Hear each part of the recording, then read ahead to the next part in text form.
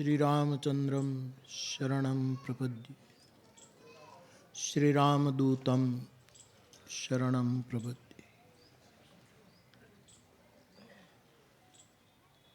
હનુમાનજીની કૃપાથી, સંતોના આશીર્વાદથી,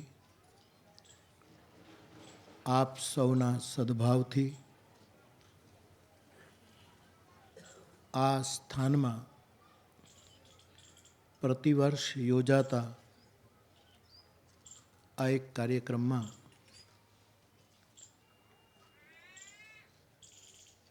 નિવૃત્તિ પ્રાપ્ત કરતા મહુવા તાલુકાના શિક્ષકોની આપણે વંદના કરી. એ સૌને મારા પ્રણામ. જેમણે રાજ્યભરમાં શિક્ષક તરીકે વિશેષ કંઈક કર્યું છે એવા શિક્ષકોને ગુજરાત રાજ્ય પ્રાથમિક શિક્ષક સંઘના હોદ્દેદારોએ વિવેક બુદ્ધિથી એ 11 વિશેષ વ્યક્તિત્વને તારવ્યા અને આપણે સૌએ એમની વંદના કરી. એમને પણ મારા પ્રણામ પાઠવું છું.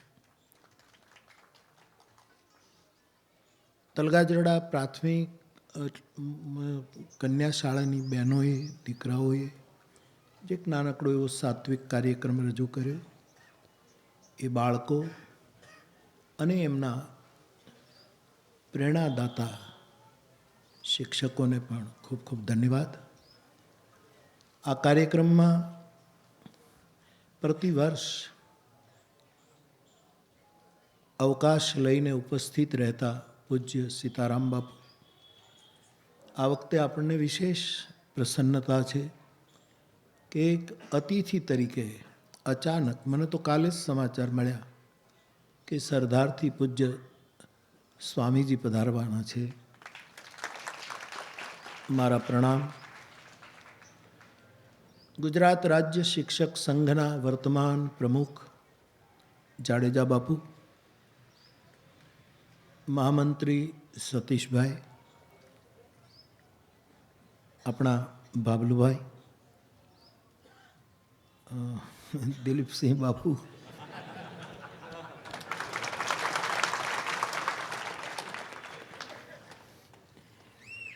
આપ સૌ, કોઈના નામ રહી જશે એટલે આપ સૌને હૃદયથી મારા નમન. શિક્ષક ભાઈ બહેનો, કેવું સરસ બધું કહેવાયું છે. મને આ બધું ગમે એટલું જ નહીં, એમાંથી પ્રેરણા લઈને કંઈક સારું જીવવાની ઈચ્છા પણ થાય, એવું બધું આ હોય છે. પણ થોડોક સમયનો બહુ જ મોટો સવાલ મારી પાસે ઊભો થતો હોય છે. જોકે અહીંયા તો લગભગ સમયસર બધું હોય છે, તોય પણ આ સ્થાનમાં હું જ્યાં જાઉં ને ત્યાં આ શિક્ષકો એવું કહે કે મોરારી બાપુ પ્રાથમિક શાળાના શિક્ષક હતા, એનું અમને ગૌરવ છે. એ મારા માટે મોટો એવોર્ડ છે. હું જ્યાં જાઉં ત્યાં નાગરિક બેંકવાળા એવું કહે કે મોરારી બાપુએ એક વખત 700 રૂપિયાની અમારે ત્યાંથી લોન લીધી હતી અને એક વર્ષે માંડ માંડ એમણે પાસ કરી હતી. એ તો મારે કહેવાય ને, એ આજે કહું છું. હવે એ તો બધું પતી ગયું, પણ હવે હું કહું છું કે ભાઈ, હું આ બેંકનો સભ્ય નથી, મારું નામ કાઢી નાખો. પણ એ લોકો નામ જ કાઢતા નથી કે નહીં, તમે અમારી બેંકના એક પહેલાં હતા સભ્ય રહ્યા, એ અમારું ગૌરવ છે. તલગાજરડું એમ કહે કે મોરારી બાપુ અહીંયા જન્મ્યા એટલે અમારું ગૌરવ છે. ઘણા લોકો, જો કે એની દ્રષ્ટિએ સાચું હોય, પણ મારી દ્રષ્ટિએ નહીં પણ ખરું કે અમારા ગામમાં જ પહેલી કથા કરી એનું અમને ગૌરવ છે. એ કંઈ સાચું હોતું નથી, પણ એ બરાબર. પણ મને ક્યારે ગૌરવ થશે?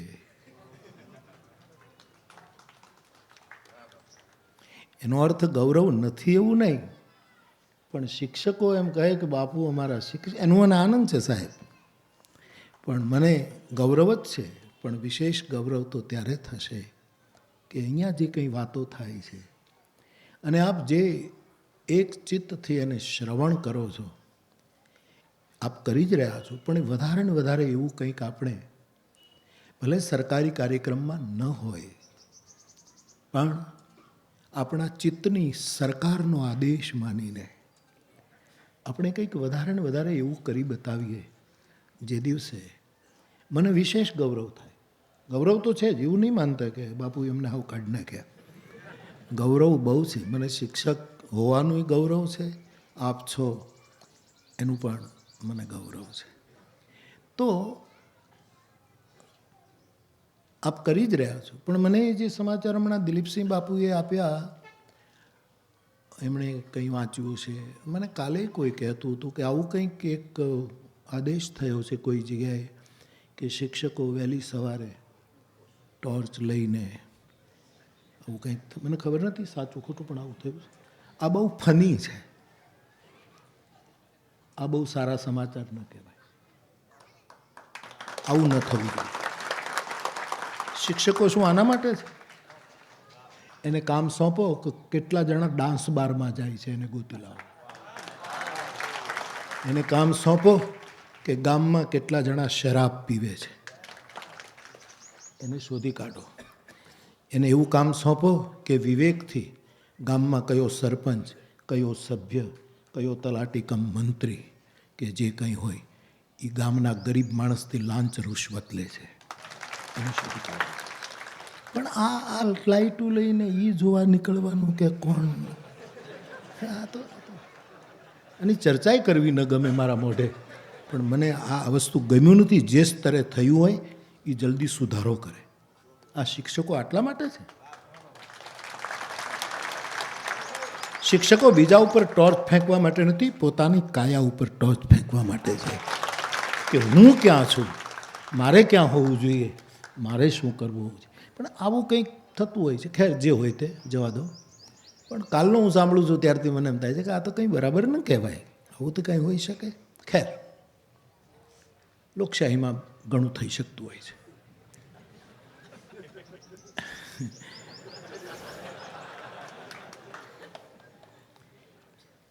મને ગઈકાલનું એક મારા સ્મરણમાં ચાલે છે, મેં વાત પણ કરી કે હું શિક્ષક ભાઈ બહેનો જ્યારે પહેલી વાર શિક્ષક સિવાય કાંઈ થઈ શકું એવું આપણું ગજું નહોતું, અને પીટીસી પૂરું કરીને પછી સીપીટીસી પણ થયો, અને મને પહેલી નોકરી મહુવા સ્વામિનારાયણ સ્કૂલ, એટલે કે સ્વામિનારાયણનું મંદિર છે ખારને જાપે, ત્યાં એમનું મકાન હતું, એ નગરપાલિકા ભાડે રાખતી, અને એમાં મને નોકરી મળી. એટલે સ્વામિનારાયણ સ્કૂલ એ કહેવાતી, એટલે એ મકાન ભાડે હતું, એટલે ને ભગવાનનું ત્યાં મંદિર હતું, એટલે શાળા નંબર 3 એમાં મને નોકરી મળી. હવે એ નોકરી તો મારે કરવી પડતી હતી, કારણ કે એવી પરિસ્થિતિ હતી. જિલ્લા પંચાયત તરફથી તો મને ઓર્ડર મળેલો અહીંયા ડુંડાસ ગામનો, પણ હવે ત્યાં અપડાઉન કરવું પડે, રહેવું પડે અહીંયા, અને અપડાઉન, એ વખતે આપણી પાસે કાંઈ સાયકલનો વેંત નહોતો કે એ પણ આપણા માટે શક્ય નહોતું. અને પછી અહીંયા મળી ગઈ નોકરી, હું ગયો. પણ જીવ તો કાંઈક કોઈ બીજી દિશામાં ખોજમાં હતો, એટલે નોકરી કરતો હતો. એટલે આમ બહુ સ્કૂલમાં રહી શકું નહીં, હું બહુ હૃદયથી કબૂલ કરીશ કે મેં વર્ગમાં મારે જે કરવું જોઈએ એ બહુ કામ કર્યું નથી, પણ મારી મજબૂરી હતી કે મારે એ નોકરી કરવી પડી. એટલે મારા જે આચાર્ય હતા એ વખતે વાલજીભાઈ દેવજીભાઈ કુકડિયા, એ સહી કરતા વાલજી દે કુકડિયા, ટૂંકું કરે ત્યારે વાદે કુકડિયા, એની સહી અમને બહુ યાદ છે. એ અમારા ગામના વેવાય છે પાછા, તલગાજર. એની દીકરી ઇન્દુબેન લાડવા, જે જિલ્લા પંચાયતની પ્રમુખ પણ હતી, અમારા ગામની દીકરી. એ વાલજીભાઈની દીકરી એ અહીં આવે. અને અમારા ગામનો બેચર લાડવા એ અમે સાથે ભણતા જેપીમાં, એ પ્રોફેસર સુધી પહોંચ્યો. એટલે આ અમારો એક અમારા ગામની સાથેનો સંબંધ. પણ હું આમ જતો રહું કથામાં, એટલે રજા કપાત પગારી લઈને જાઉં, અને કોઈ ઓલો કેજ્યુઅલનો રિપોર્ટ ફાડતો નહોતો, કારણ કે એ વખતે એવો રિવાજ નહોતો. અને જેણે રિવાજ ચાલુ કર્યો હશે એ લોકો એ પાળતા હતા આદેશ, પણ મેં જનતાનો લોટ ખાતો હતો, એટલે જનતાને અપરાધ કરું એ મારા ખૂનમાં નહોતું, એટલે હું કરી શકતો નહોતો. તો બાપ, એ મારા આચાર્યને મારા ઉપર ગુસ્સો બહુ આવે. હવે એ આચાર્ય, હું આસિસ્ટન્ટ, અને શું મુશી અને આશી, મુખ્ય શિક્ષક ને આસિસ્ટન્ટ શિક્ષક સાહેબ, એ ગુસ્સામાં એણે મને કાયમી જ ન કર્યો. અને વાલજીભાઈનો આભાર માનું છું કે એણે મને કાયમી ન કર્યો, એટલે હું ક્યાંક બીજી જગ્યાએ કાયમી થઈ ગયો છે. પણ મારે એની વાત, મને ત્યારે આ વર્ષો પહેલાં 67ની આ વાત છે, એ મારે તમને કહેવી છે. એમણે એક વખત ગુસ્સામાં મને એમ કહ્યું કે તમે કંઈ કામ કરતા નથી, તમે કથાઓમાં જતા રહો છો. મેં કહ્યું સાહેબ, હું કપાત પગારી રજા લઈને જાઉં છું, હું કંઈ ધોખો નથી કરતો, અને રજા તમે જ આપો છો. એ બધું બરાબર, અમારે કરવું પડે, કારણ કે તમે સામે આવો છો, પછી અમે ના નથી પાડી શકતા, થેન્ક યુ, એવું થતું હતું. એટલે મને કહે એક વખત મારે તમારો ક્લાસ એટેન્ડ કરવો છે, અને તમે પહેલું ધોરણ જ ભણાવતો, આપણું ગજુય નહીં એની આગળ, આપણું કામ. મારે તો બાલમ મુકુંદમ મનસા સ્મરામી કરાર વિંદેન પદાર વિંદમ મુખાર વિંદે વિનિવેશયંતમ વટસ્ય પત્રસ્ય પુટે શયાનમ બાલમ મુકુંદમ મનસા સ્મરામી. એટલે આપણું એ જ સ્ટાન્ડર્ડ રહ્યું. મને કહે તમે કંઈક આમ માનસની કથા કહો છો, ભલે એ વખતે તો વર્ષમાં 2-3 કથાઓ થતી, પણ માનસ શબ્દ છે એ તો માનસ શાસ્ત્ર માટે પણ વપરાય. તો તમે ઠીક છે શિક્ષક થઈ ગયા છો. મેં કીધું સાહેબ થઈ ગયો છું એટલે કંઈ ગમે તેમ રીતે નથી થયો, આ પીટીસીનું સર્ટિફિકેટ છે, અને કંઈ એમને નથી થયો સાહેબ. તો કે તો મનોવૈજ્ઞાનિક રીતે આ કેટલા વર્ષો પહેલાંની વાત છે સાહેબ, તમે કંઈક તમારા વિદ્યાર્થીઓને કંઈક એવું કહો, ને મારે એ વખતે એ ક્લાસ જોવો છે, પછી હું નક્કી કરું. સારું સાહેબ, મેં ખુરશી ખાલી કરી દીધી. કોણ કરે?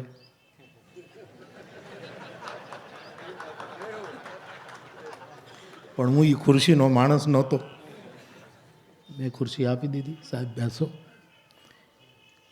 મેં કહ્યું સાહેબ મને બીજું કાંઈ નથી, આ બહુ બનેલી ઘટનાઓ સાહેબ, આ દંતકથા નથી, સંત કથા છે, એટલું યાદ રાખજો.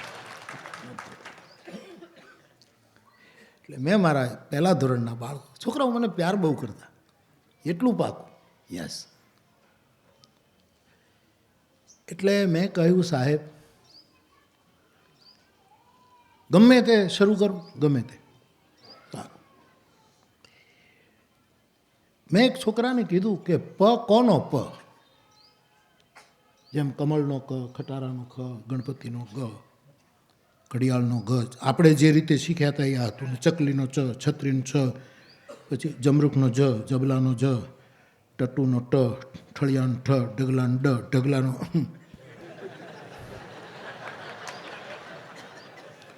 ઢગલાનો ઢ, પછી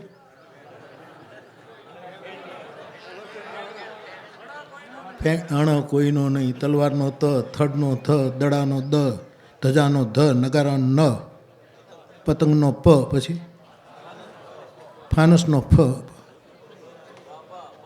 બ, બકરાનો બ, ભમરડાનો ભ, રથનો ર, લગોઠાનો લ, મરચાનો, એલા ભાઈ એ તો ખાસ હોય યાર. મરચાનો મ, ગાયનો ય, ખોટાનો લ, અને યજ્ઞનો એ બધું છે, અને ઓલું જે પછી બધું એ બરાબર.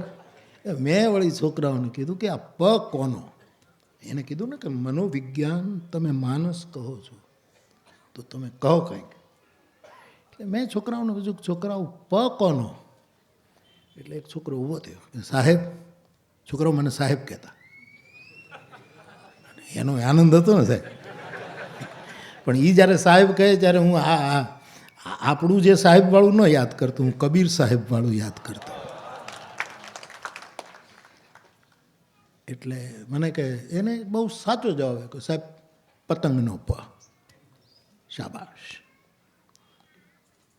મને મારી સામે જે રીતે સાહેબ જોતા હતા મેં એની સામે જોવાનું બંધ કરી દીધું. કેમ કે એ જે રીતે અધિકાર રૂપે જે જોતા હતા, એની આંખોમાં જે અધિકાર હતો. અને વિનોબાજી એક બહુ સરસ શબ્દ આપ્યો છે કે સંસ્કૃત વાંગ્મય આટલું બધું સમૃદ્ધ છે કે દુનિયામાં કોઈ જગ્યાએ આટલી સમૃદ્ધિ એક ગીરાની નથી, એક વાણીની કે ભાષાની આટલી નથી. પણ એમાં ક્યાંય અધિકાર શબ્દ જ નથી. ખાલી શબ્દ છે તો કર્તવ્ય છે. અને શિક્ષક માટે મહામંત્ર હોવો જોઈએ કે આપણા માટે અધિકાર કોઈ નહીં, આપણા માટે કર્તવ્ય. એનો અર્થ હું એમ નથી કહેતો કે આપણે હક માટે આપણો અધિકાર પેશ ન કરીએ, આપણા પગાર માટે આપણે ન કરીએ. આ વિદ્યા સહાયકોનો જે અહીંયા શિક્ષકો ઓછા આવે છે, વિદ્યા સહાયકો જ વધારે આવે છે, એનો જે પ્રશ્ન છે એ એને મળવું જોઈએ. અને કોઈને કંઈ કારણસર લંબાતું જતું હશે જે હોય તે, પણ આપણે કર્તવ્ય બજાવવા માટે આવ્યા છીએ. આપણું આ કર્તવ્ય છે. એટલે એમને અધિકાર પ્રમાણે જરાક મારા તરફનું એવું હતું ને, હું કંઈ કામ નહોતો કરતો એટલે જે હેડ હોય એને એવું થવું જોઈએ, એ સ્વાભાવિક હતું. એ તો સીધી વાત છે. આપણે કાંઈ કામ ન કરીએ ને પછી એ તો સીધી વાત છે. એટલે મારી સામે એમ કે આ શું કરશે? એટલે મેં બીજા છોકરાને પૂછ્યું કે આ તો એમ કહે છે કે પતંગનો પ, તને શું લાગે છે? એણે કીધું પરિણામનો પ. આનું કાઢ્યું. શાબાશ. મેં કીધું બેસ. પછી ત્રીજાને પૂછ્યું કે શેનો પ? તો કે સાહેબ પગથિયાનો પ. શાબાશ, બેસ જા. ચોથાને પૂછ્યું કે પ શેનો? તો કહે સાહેબ પલંગનો પ. બેસ. પાંચમાને પૂછ્યું કે બેટા પ કોનો? તો કહે પરમાત્માનો પ. થોડોક અધિકારી આંખ્યું થોડીક સૌમ્ય થઈ, કારણ કે એને કોઈ દી ખબર નહોતી કે પ આવો થાય.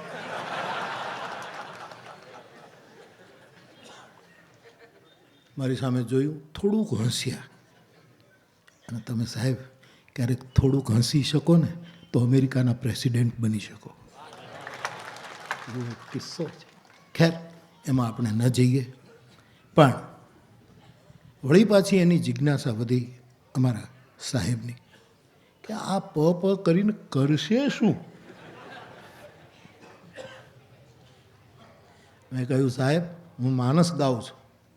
હા, આના ઉપરથી હું માનસિક અભ્યાસ કરું છું કે શું પતંગનો પ એ તો આપણે ત્યાં છે જ, પણ આ છોકરોની માનસિકતા એણે પતંગનો જ પ પકડી રાખ્યો. એનો અર્થ એમ છે કે જ્યારે અવસર મળે મારા શિક્ષકોએ શીખવેલું હું રિસીવ કરું, હોમવર્ક કરું, સ્વાધ્યાય કરું, મારા મા બાપને પરમાત્મા એવી શક્તિ આપે કે મને ઉચ્ચ શિક્ષણ માટે મોકલે અને હું આકાશમાં કોઈની પતંગ કાપ્યા વગર ઉડાન ભર્યા કરું. પતંગની જેમ ઉડાન ભરવાની એ એનો મનોરથ હતો કે હું વિકસિત થાઉં, હું ઉડું અને કોઈની પતંગ ન કાપું. આ પતંગ હવે એ જ શરૂ થશે ને, હવે એ જ આવશે. મારું આમ ખેર જે જ રીતે ગણો, પણ મને એ સમજાતું નથી કે લોકો એકાબીજાની પતંગ શું કામ કાપે. આટલું મોટું આકાશ તમારે જ્યાં ઉડાડવી હોય ત્યાં ઉડાડો ને, પણ ઉડાડવામાં આનંદ નથી જેટલો કાપવામાં આનંદ છે.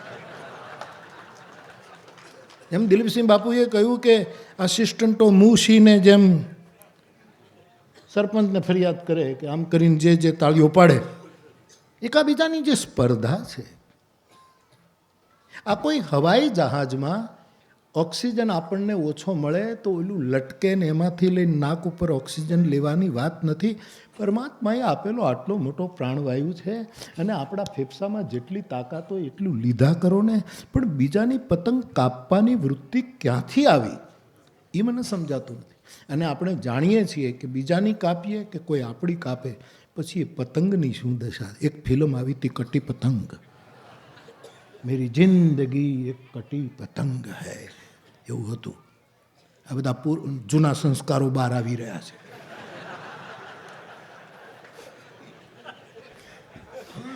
યાર ભણ્યા ત્યારે કાંઈ ભણ્યા નહીં, થર્ડ ક્લાસમાં ફિલ્મ જ જોયા કર્યા.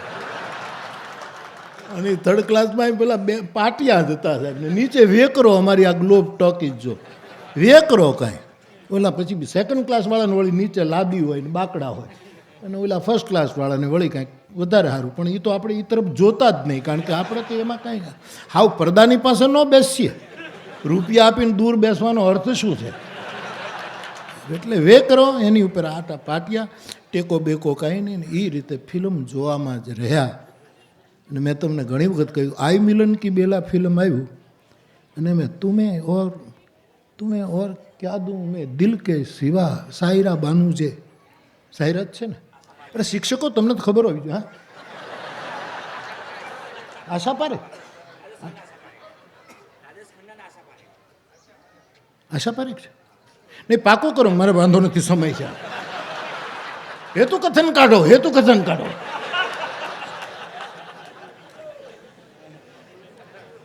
રાજ કપૂર સાહેબની ફિલ્મ હતી અને સામ્યવાદી વિચાર હતા, આઈ મિલન કી બેલા. અને રૂસમાં રાજ કપૂર સાહેબ બહુ પ્રસિદ્ધ હતા, જ્યારે સામ્યવાદી વિચાર સરણી હતી. અને કદાચ આશા પારેખ, હા, આમાં તો શું છે, કાં તો શું બે જ મત, નહીતર જે અભિનેત્રી જેને વધારે ગમતી હોય ને એનું નામ યાદ.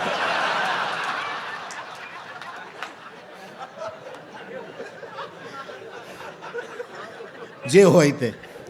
પણ તુજે और क्या दूं मैं दिल के सिवा, तुमको हमारी उम्र लग जाए. સાહેબ ફર્સ્ટ ક્લાસમાં બેઠા હોય ને એ એકાનોન બેહાનાન રૂપિયા ફેંકે, એ થર્ડ ક્લાસવાળા વીણે.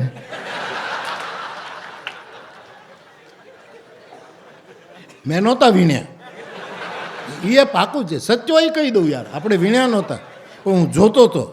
અને એ વીણેલા પૈસામાંથી એક જણો ઇન્ટરવલમાં ખારી શીંગ અને ચણા લઈ આવ્યો, એ આપણે ખાધા ખરા. એણે લાવીને મને ધર્યું, તો પછી તો સાધુને નાદ ન પડાય સાહેબ. અમારે અમરદાસ બાપુ એમ કહેતા કે સાધુ જनको સ્વાદ ન ભાવે, સાધુ જनको સ્વાદ ન ભાવે, છાશ ન હોય તો દૂધથી ચલાવે. મારે કાંઈ એવું હોય જ નહીં. ગરદની એમ કે છાશ નથી તો કાંઈ વાંધો નહીં, આપણે તો દૂધે પી લે. અરે વાહ કારીગર.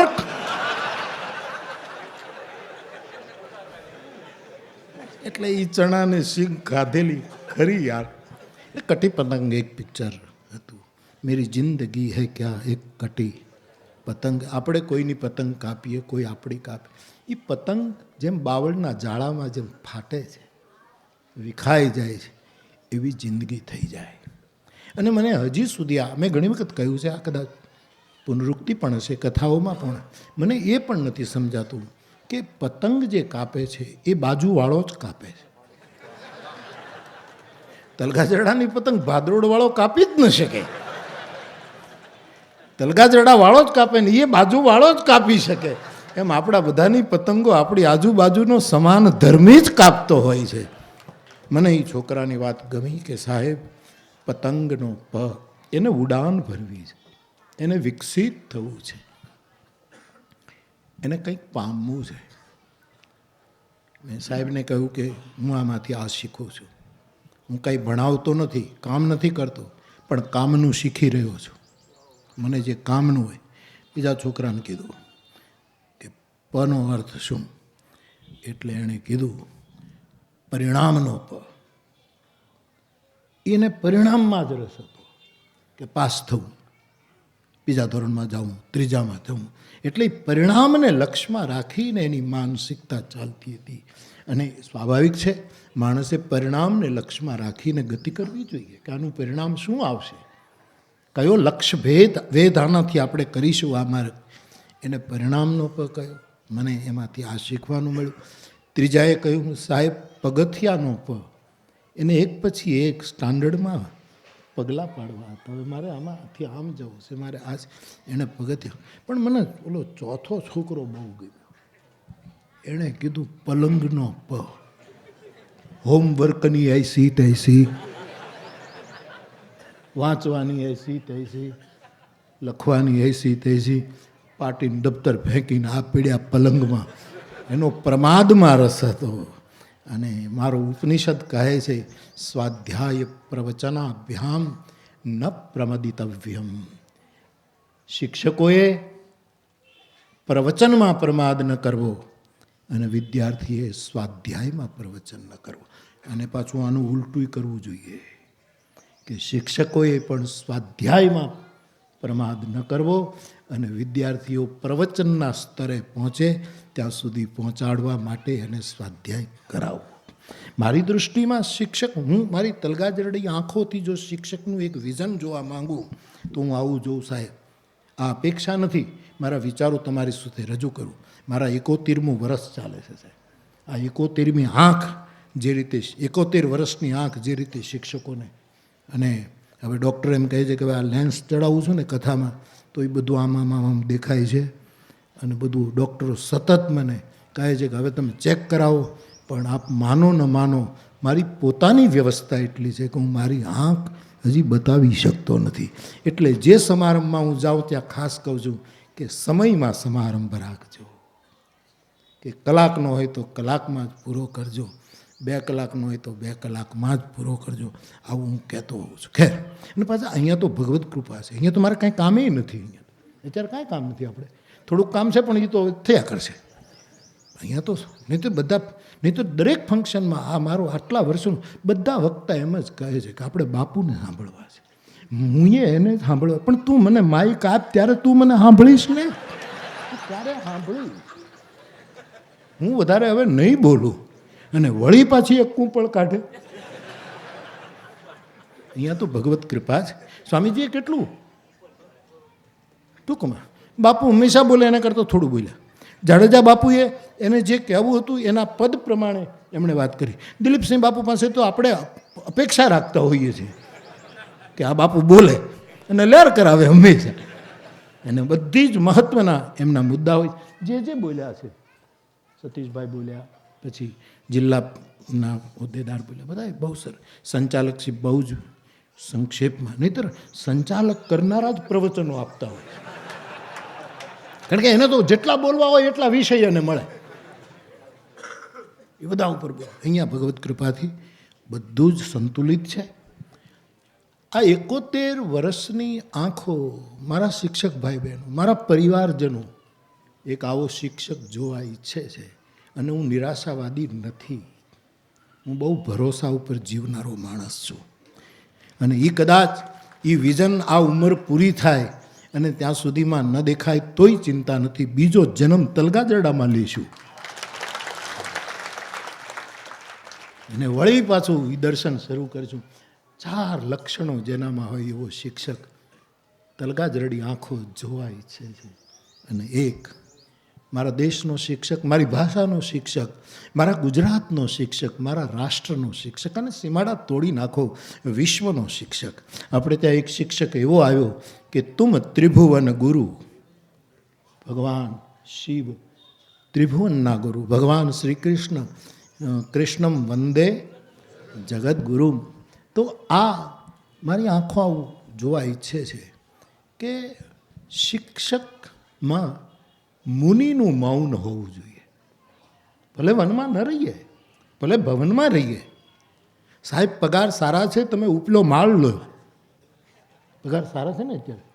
મને બધા કહે છે પગાર સારા છે. મને તો, હું બહુ જાણવા જ નથી માંગતો શિક્ષકોના પગાર, કારણ કે પગારના આંકડા જાણું છું ને મને એમ થાય છે કે આ ધંધો કર્યો એના કરતાં શિક્ષક રહ્યા હોત તો સારું. આ તો હાવ મફતમાં જ્યાં જઈ ત્યાં હાવ બિલકુલ મફતમાં. ખેર વધારે મળવું જોઈએ, કારણ કે મૂળ પાયાનું કામ છે એનું કરવું જોઈએ. રજિસ્ટરમાં હાજરી પુરાવે ને એને ઓછું મળવું જોઈએ, પણ રોડ ઉપર છબલા ઉપાડે ને એને વધારે મળવું જોઈએ. આ અમેરિકાની પદ્ધતિ છે અને અહીંયા સાવ ઉલટું છે કે છબલા ઉપાડે છે, એના છોકરાઓ બાવળના 2 જરડાની હારે બાંધ્યા હોય છે અને એને ઓછામાં ઓછું મળે, એમાંય ઓલા કટકી કરી જાય કોક, બધા નહીં. અને ખાલી સાયકલ કે મોટરસાયકલ ઉપર આવી અને હાજરી પૂરી જાય જતો રહે, એને વધારે મળે. આ પદ્ધતિ સરકારોએ બદલવી જોઈએ, મોદી સાહેબે બદલવી જોઈએ. મારે તો બધાની સાથે એક ડિસ્ટન્સ છે, મારે શું બધાની સાથે લેવા દેવા છે? મારે ક્યાં કોઈને. સાહેબ, જિંદગીમાં હું હજી ગાંધીનગર કોઈ દિવસ કામ માટે નથી ગયો છું તો મારા શિક્ષક સંઘમાં ગયો છું તો કોઈ પ્રવચન માટે. મારે શું લેવા દેવા? હું શું કામ સચિવાલયમાં આટો મારું? મારે શું કામ છે? એને કથા જોઈતી હોય તો આવે તલગા જરડા, એનોય ગૌરવ નથી, એનો કોઈ ગર્વ નથી લેતો, પણ એને અહીંયા આવવું ગમે એટલે હું નિમંત્રણ આપું કે આવો અહીંયા. એનું કોઈ અભિમાન નથી, હું ક્યાંય નથી જતો. શું કામ જવાનું? મારે શું કામ છે? એવું કંઈ કામ જ નથી ને. ત્યારે શિક્ષકો ભલે ભવનમાં રહે, સારા ભવનમાં રહે, શિક્ષકોએ સારું મકાન હોવું જોઈએ, કેમ નહીં? હું એ બાબતનો મારો પક્ષે રહ્યો. શિક્ષકો પાસે સારું, અને આ મને સારું શિક્ષક પાસે ગાડી હોય ને, દિલીપ બાપુએ તો બહુ સરસ કહ્યું કે છોકરાઓ દરવાજો ખોલતા મોટા સાહેબ આવે, એ બધું બહુ સરસ છે.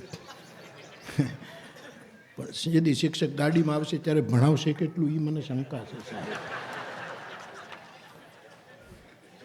ખેર, પણ ઉત્કર્ષ થવો જોઈએ, જગતની સાથે શિક્ષકો ડેવલપ થવા જોઈએ. પણ બાપ, મારી વિનંતી કે શિક્ષક પાસે મુનિનું મૌન હોવું જોઈએ અને ઋષિનું વક્તવ્ય હોવું જોઈએ. એ બોલે ત્યારે એમ લાગે કે ભલે લેંઘાના બુસ્કુટમાં ઊભો એક ઋષિ બોલી રહ્યો છે. અને ઋષિ અને મુનિના કોઈ ગણવેશ નથી હોતા, એના કોઈ યુનિફોર્મ નથી હોતા, એના વિચારો યુનિવર્સલ હોતા. શિક્ષક પાસે ઋષિનું વક્તવ્ય હોવું જોઈએ, મુનિનું મૌન હોવું જોઈએ. અને બીજા 2 શબ્દો, આપણે ત્યાં 2 શબ્દ છે, પાલન પોષણ, જેને શાસ્ત્રીય ભાષામાં યોગક્ષેમ કહે છે. પાલન પોષણ. શિક્ષક પાલન બાપ કરે, મોટે ભાગે પાલન પિતા કરે અને પોષણ માં કરતી હોય છે. શિક્ષકમાં એવું પિતાપણું હોવું જોઈએ કે વર્ગમાં આવેલા બાળકોનું પાલન કરે, અને શિક્ષકમાં એવું માતૃત્વ હોવું જોઈએ કે એના વર્ગમાં આવેલા બાળકોનું એ પોષણ કરે. આ પાલન, પોષણ, મૌન અને ઋષિ વક્તવ્ય, આ 4 સ્તંભમાં, આ 4 થાંભલાના માંડવામાં મારો જે શિક્ષક ફેરા ફરતો હશે ને, એને તલગા જરડાના એક બાવા તરીકે શ્રદ્ધાપૂર્વક કહું છું. એની 4 બાજુ ધર્મ ફેરા ફરતો હશે, એની 4 બાજુ અર્થ ફેરા ફરતો હશે, એની 4 બાજુ કામ ફેરા ફરતો હશે, અને એની 4 બાજુ મોક્ષ ફેરા ફરતો હશે. એ 4 ફેરાઓ એની 4 બાજુ ફરાતા હશે. તો ચોથા છોકરાએ કહ્યું કે સાહેબ, પલંગનો એ પ્રમાદી હતો, એને કાંઈ કરવું જ નહોતું. એણે એ કહ્યું, આ એની માનસિકતા હતી કે એને ભણવામાં રસ જ નહોતો.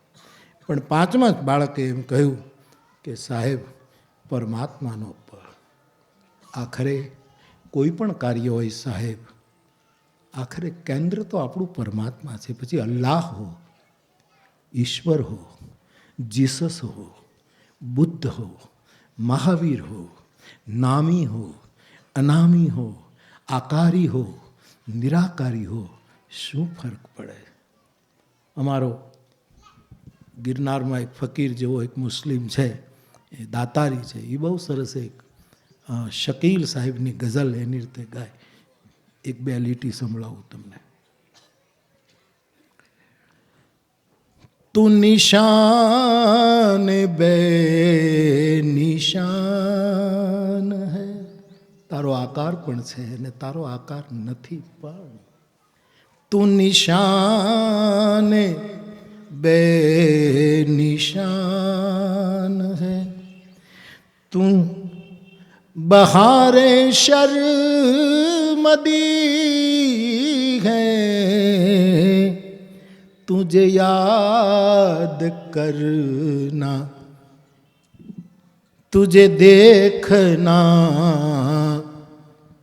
भूली जाऊं तुझे યાદ કરના બંદગી હૈ તું આકારમાં પણ છો ને તું નિરાકાર શું ફરક પડે કોઈ મૂર્તિને પૂજે છે કોઈ નિરાકારને પણ કોઈ એવું પરમ તત્વ છે જે પરમાત્માનો પ બનીને આપણા કેન્દ્રમાં રહે પરમાત્માનો પ બનીને હું બહુ તમારા વખાણ કરવા નથી કહેતો સાહેબ પણ મારી આ વાત ચોક્કસ છે કે ભલે આપણે એને આપણે બરાબર ચરિતાર્થ નથી કરી શકતા એના આપણા પોતાના કારણો હશે પરિસ્થિતિના કારણો હશે જે હોય તે એ આપણે પૃથક્કરણ નથી કરવું પણ હું કોઈ દિવસ શિક્ષકને વિષય નથી માનતો અને શિક્ષક સિદ્ધ થાય એવી પણ મારી ઈચ્છા નથી શિક્ષક કાયમ આજીવન સાધક રહેવો જોઈએ એ સાધક છે આપણું કાર્ય સાધકનું કારણ કે સિદ્ધ થયા પછી પતનનો ભય છે વિષય હોઈએ તો ખાડામાં જ પડ્યા છીએ કે એમાંથી બહાર નથી નીકળી શકતા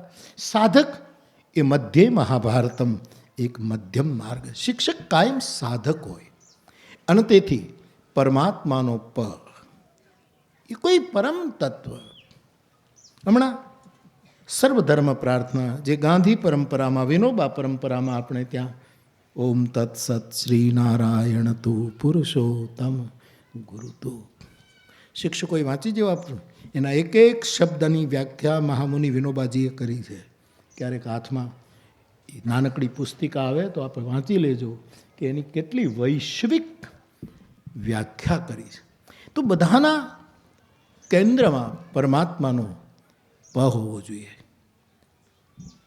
30 મિનિટનો વર્ગ પૂરો થયો મેં બીતા કુકડિયા સાહેબની સામે જોયું કે કાંઈ આંખનો મોતિયો ઉતર્યો કે ન ઉતર્યો પણ બહુ રાજી થયા મને કહ્યું તમે આવું બધું કેમ કીધું મેં કીધું કાંઈ ખોટું કીધું હોય તો કહો આની કોઈ વ્યાખ્યા ગલત હોય તો કહો અને સાહેબ આપણા બધાની વચ્ચે કોઈ પરમ તત્વનો પ ન હોવો જોઈએ હું રજા લઈને જાઉં છું કપાત પગારી હું પલંગનો માણસ નથી હું બીજાની પતંગ કાપવાવાળો માણસ નથી મારે કોઈ પગથિયા ચડીને કોઈ પદવી મેળવવી નથી મારે કોઈ પરિણામ હું જે ગાઈ રહ્યો છું એનું ફળ શું આવશે એ પરિણામની મને ખબર નથી મારે તો કેન્દ્રમાં મારો પરમાત્માનો પ છે મારા તલગા જરડાનો રામજી મંદિરનો મારો હરી બેઠો છે એ મારો પ છે આપણા બધામાં આવા પરમ તત્વનો પ કેન્દ્રમાં રહે અને પછી જો આપણે આવું કંઈક કરતા રહીશું તો મને એમ લાગે છે આપણને એક ઓડકાર આવશે આપણને એક તસલ્લી થશે આપણને કૃતાર્થોહમ કૃતાર્થોહમ કૃતાર્થોહમ ન સંશય આવો પુષ્ટિ માર્ગીય એક તૃપ્તિનો ઓડકાર આવશે અને આવું થઈ રહ્યું છે હું કોઈ આલોચના કે હું નેગેટિવ વિચારું જ નહીં થઈ જ રહ્યું છે મને ઘણા માણસો એમ કહે કે આ જૈન સમાજ છે એ એની ભોજનશાળા હોય તો એના માણસોને જમાડે અમુક લોકો છે તે એના માણસોને જમાડે અમુક માણસો છે એના માણસોને એ ટીકા કરે કે હું એમ કહું છું કે સાહેબ એ લોકો એના માણસો પૂરતી જમાડે છે એટલે સારું છે કે તલગા જરડાને ભાર ઓછો છે આમ લ્યો ને યાર નહીંતર બધું હુડું અહીંયા આવત આ બધા વહેંચીને કરે છે તો તેને ત્યક્તેન તમે નેગેટિવ છોડો યાર મારી એક વસ્તુ આપના દિલ સુધી પહોંચે ઉપદેશક બનવાનું બંધ કરો સ્વીકારક બનો કે મારો સમાજ જેવો છે એને મારે સ્વીકારવાનો છે ઉપદેશથી કોઈ સુધર્યા છે સીતાને ઘોર જંગલમાં અમે પુત્રો જણાવ્યા છે અને કૃષ્ણને ભીલના બાણે અમે પોતે હણાવ્યા છે આ કલમ ધ્રુજે કથા લખતા અમારી પાપ પોથીની મહાત્મા સંત મોહનને અમે પોતે કેવા અવતારી પુરુષો થયા પણ ઉપદેશથી કાંઈ ફળ જેણે સ્વીકાર બુદ્ધે સ્વીકાર કર્યો મહાવીરે સ્વીકાર કર્યો રામે અહલ્યા આદિ બધાનો સ્વીકાર કર્યો કૃષ્ણએ બધાનો સ્વીકારક બનવું પડશે આ બધાને આપણે સ્વીકારીએ આપણે બધાને સ્વીકાર. મને ઘણા એમ કહે બાપુ તમે આ બધા કલા અને વિદ્યા ને, મારે તો કાલે એક પુષ્ટિ માર્ગી કાર્યક્રમ હતો અમરેલીમાં, અને પુષ્ટિ માર્ગના મોટા પરમ આચાર્ય વિરાજમાન હતા, અને ઇન્દિરા બેટીજી મહોદયા જે અત્યારે નથી, નિત્ય લીલાવાસી થયા છે, એમના સ્મરણમાં એક પ્રકાશ પર્વની ઉજવણી હતી, તેમાં મારે બોલવાનું હતું. હવે આ મારું કલા અને વિદ્યા તરફનો મારો જે સ્વીકાર છે એમાં બે મદારી આવ્યા બાપુ, અને આમ જોઈને મોરલી ઊંચી કરી સભામાં. મેં કીધું, ઇશારો કર્યો કે આ પરમ પૂજ્ય મહારાજ શ્રી બેઠા છે, નહીંતર એ ન હોય તો હું તને અહીંયા ચડાવું, બધું બંધ કરાવીને તારી મોરલી અને તારો હેરું કઢાવું એમ છું ભાઈ સાહેબ, કારણ કે મારે તો સ્વીકાર કરવાનો છે. એ બે ત્રણ વખત ઊભા છે, આમ હોઠે લગાડી. મેં કીધું તું હમણાં રહેવા દે, અહીંયા બીજી મોરલી વાગે, આ ન વાગવા દે આ લોકો. અહીંયા તો ઓલી મોરલીની વાતો થાય, હા આપણી મોરલી નહીં વાગવા તો તું ધીરજ રાખ. મેં ઈશારો કર્યો, કોઈને ખ્યાલ ના હોય, વળી પાછા બેસી જાય, પણ વળી પાછું એને રહેવાય નહીં. તું બેસ યાર. પછી હું ગાડીમાં જતો તો બધું પૂરું કરીને, ત્યારે મેં ઈશારો કર્યો તું ગાડી આવ. એ આવ્યો, મને કે બાપુ મારે તો, મેં કીધું ભાઈ અહીંયા ન રમાય, તું તલગા જરડા આવ્યો ને. અમેરિકાવાળા બેઠા છે તો એને કંઈક તમે જાઓ, લંડનવાળા છે તો એને કંઈક કે તમે જાઓ, કોઈક ડેટો લેવા આવ્યા છે ને કંઈક તમે જાઓ, અને તમે મંડાવો. હવે આમાં મારું જો હાલતું હોય તો હું તને અહીંયા ચડાવું, બધાના પ્રવચનો થોડી વાર બંધ રાખું, બે ફૂંક મારતું. બધાનો સ્વીકાર કરો બાપ. મને ઘણા એમ કહે છે બાપુ તમારી પાસે આવે એ બધું આમ છે ને, બધું દુનિયા કહેતો હોય, પણ મેં કહ્યું કે મારું કામ જ આ છે, તમે શું કામ આમ કરો, મારે સ્વીકારવું. એની શુભ આનો ભદ્રા કર્તવો. આ અમારા વેદના ઋષિઓએ કહ્યું કે જ્યાંથી તમે બારીઓ ખુલ્લી રાખો, ખિડકીઓ ખુલ્લી રાખો. સાહેબ આ જગત આ બહુ મોટું વિરાટ શાસ્ત્ર છે, એના એક એક પાનામાં આપણે લેવા જેવું બહુ ભર્યું છે, અને એમાંથી આપણે સ્વીકારવાનું હોય. તેથી બાપ, આપ સૌ આવું કંઈક કરી રહ્યા છો, સાધક બનીને ખૂબ કરતા રહેજો. પૈસા થોડાક ઓછા મળે ન મળે, જલ્દી બધું જે કાંઈ તમારું હાલતું હોય મને ખબર નથી, એ બધી ઊંડી સ્વીકારાય એવું શામળા ગિરધારીને વિનંતી કરું. પણ ન મળે તો હમણાં તો ન મળ્યા એ જ સારું થયું, નહીંતર તો આમાં ક્યાંય મેળ ખાત નહીં. લોકો તૂટી ગયા છે, ક્યાં ક્યાં જવું છે કોઈને ખબર. મને મારો રાજભા ગઢવી બહુ સરસ કહેતો કે બાપુ જે લોકો કહેતા હતા ને 5 પેઢી ન ખૂટે એટલા પૈસા છે, એની 3 પેઢી લાઈનમાં ઊભી છે.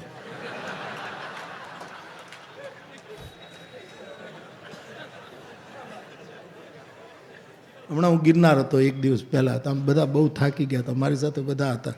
એક લંડનના લોર્ડ પણ ઉઘાડે પગે મારી હારે આંટા મારતા હતા, એ બધા હતા. એટલે બધા થાક્યા, એટલે મેં કીધું જુઓ સાહેબ, આપણે ત્યાં આપણા એક આદરણીય મુખ્યમંત્રી શ્રી, હવે PM સાહેબ, એ હંમેશા જેમ બાપુએ કીધું ને, એને જુદા સંદર્ભમાં કીધું કે હું ખાતો નથી, ખાવા દેતો નથી. હમણાં એમણે કહ્યું કે હું સૂતોય નથી અને સુવા દેવાનો નથી. એવું મેં બધાને બહુ થાક્યા હતા ને એને કીધું, બધાને ભૂખે લાગી હતી, એને બધાને કીધું કે હું ખાવાનો છું, તમે ખાઈ લેજો, હું હવે સૂઈ જવાનો છું, તમે સૂઈ જાઓ.